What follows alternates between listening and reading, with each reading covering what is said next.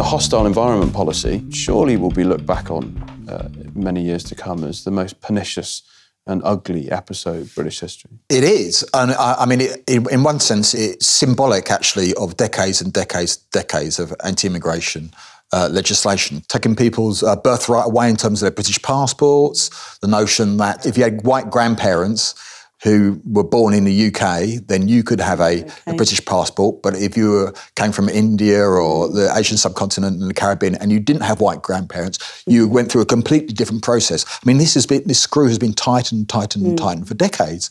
And yes, Cameron's speech was a disgrace, and then it's led to this hostile environment in the Home Office, deliberately engineered by Theresa May. And it's symbolic because it is the Windrush generation, because it is people who came to rebuild this country after World War II, who after 50, 60, 70 years find out that they're not British citizens. There's different layers of British citizenship.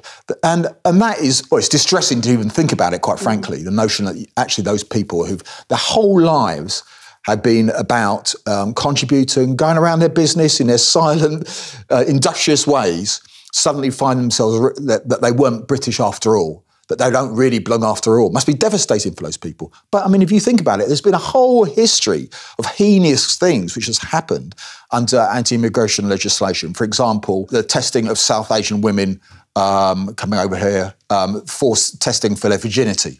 Test that happened in the 1970s. And think about all the people locked up in detention centres. I mean, we normalise it, we think that's okay, but can you imagine what it must be like to flee from a war-torn country and end up in another prison, being psychologically tortured in the UK? I work with a lot of people that are facing deportation, supporting families. I'm part of an organisation campaigning around Windrush and related injustice. And what people who have been in detention or are in detention say, that is worse than a prison. Because if you're in a prison, you know how long your sentence is for, when you can get off good behaviour, when you're going to get out. You're there in limbo. Interminably. Yes. And actually, there's going to come a point, or potentially come a point, where you're suddenly going to be, woken up in a very nasty way in the middle of the night, chained up. So, it's reminiscent of what happened during enslavement of African people. You're chained up, you're cuffed, and you're taken and you're forced onto a plane. We're talking about the people here that are impacted. There are people that have been deported and are destitute. I have calls from people who have no roof over their head, they've got nothing to eat, and I'm having to link them up with a charity in a Caribbean country to get support, because there's a stigma attached to them because they've been labelled as criminals, and people have been criminalised by virtue of their immigration status. And whilst there's quite a lot being said at the moment about the Windrush generation, the children and grandchildren of the Windrush generation are also being impacted by this hostile environment, and they don't have the protections that are supposed to be in place now for the Windrush generation.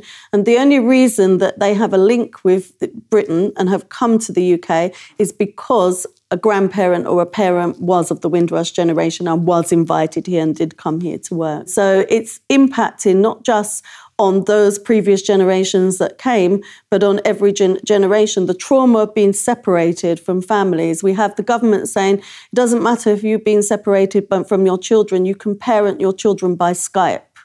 How inhumane is that? What kind of nonsense is that? How are you going to raise children by Skype? So we're not even seen as human beings. Our communities are not even seen as human.